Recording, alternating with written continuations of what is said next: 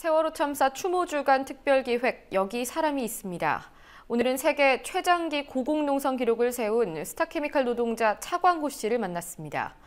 차광호 씨가 굴뚝에 오른 지 오늘로 324일째, 사측의 부당한 해고와 퇴직 요구에 맞서 싸운 지 1년이 다 돼가는 동안 이들의 투쟁은 사회에서 잊혀져 갔고 수백 명에 달했던 동료들은 10명 남짓으로 줄어들었습니다. 11명의 동료들, 무언가를 이루기에 너무 적은 인원이 아닌가 생각되기도 하지요. 하지만 이들이 있기에 끝이 보이지 않는 싸움에서도 희망을 잃지 않을 수 있다는 것이 차광호 씨의 설명입니다. 그 이야기를 직접 들어보시겠습니다. 월드스타로 불리는 싸이의 강남스타일 뮤직비디오 유튜브 조회수는 23억을 넘겨 세계 신기록이라고 합니다.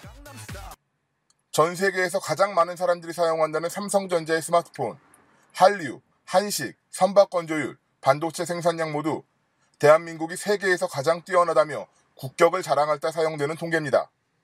하지만 동시에 자살률, 주당 노동시간, 부패지수, 인터넷 통제, 노인 빈곤율 같은 통계에서도 한국은 수위를 차지하고 있습니다. 그리고 지난 4월 1일 우리 사회는 또 하나의 기록을 갖게 됐습니다. 최장기 굴뚝 농성자 구미 스타케미칼의 차광호 씨입니다.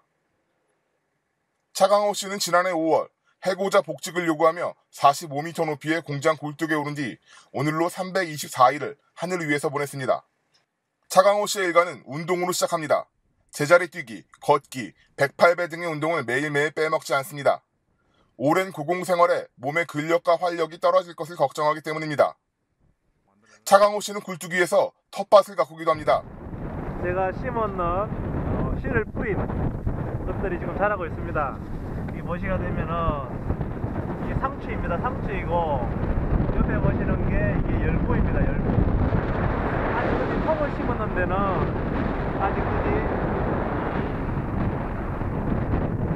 반응이 없습니다. 스타케미칼은 섬유를 생산하는 업체입니다. 전신이었던 한국합섬 시절에는 전국에서 가장 많은 섬유를 생산하기도 했습니다. 섬유 산업의 쇠퇴와 이로 인한 경영 부진 등을 이유로 한국합섬이 파산했고 노동자들은 5년의 기다림 끝에 스타케미칼로 고용이 승계됐습니다. 하지만 700억짜리 한국합섬 공장을 399억에 인수한 스타케미칼 자본은 채 2년을 가동하지도 않고 공장을 멈춰 세웠습니다. 사측은 계속되는 적자에 경영이 어려워졌기 때문이라고 했지만 노동자들은 헐값에 사들인 설비와 대지를 분할 매각하려는 의도였다고 주장합니다. 스타케미칼이란 김세곤 자본이 들어서면서 헐값에 399억에 인수를 하게 된 공장을 저희들이 이제 삼성계로 고용을 받고 삼성계 보장을 받고 들어가는 입장에서 어느 기간이라든지 기존에 5년의 투쟁에 보상을 받는구나 생각을 했었죠. 하고 있는 와중에 채 2년도 안 된 상황에서 경영사 어려움을 얘기를 하면서 자본의 일방적인 폐업으로 작년 13년 1월 7일 날 공장이 올스톱이 되고 2월 17일부로 해고를 받게 되는 거죠. 자본은 지금까지 변함없이 경영상의 어려움을 돌면서 지금 또 현 섬유 산업이라든지 이런 거를 얘기를 하면서 돌릴 가능성은 없다. 무조건 철거를 하든 분할 매각해서 공장을 팔겠다. 이런 입장을 계속 얘기를 하고 있는 거고.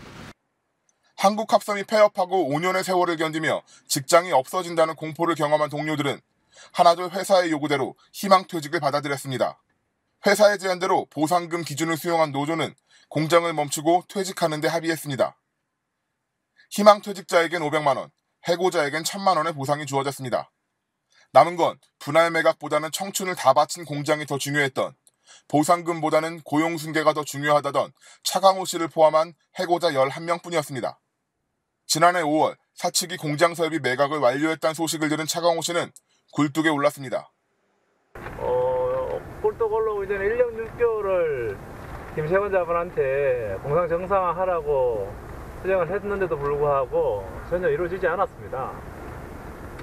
그래서 굴뚝에 올라왔고요. 지금 최장기라 이런 이야기를 많이 하시는데 저는 이 시간 흘러가는 게 별로 중요하게 생각을 하지 않습니다. 아시겠지만 제가 굴뚝에 오른 이유는 공장을 일방적으로 세운 김세곤이 공장 정상을 했어. 쫓겨난 노동자들이 새로이 일할 수 있는 이러한 공상 정상화되는 것을 요구하고 그것을 만들기 위해서 올라왔습니다.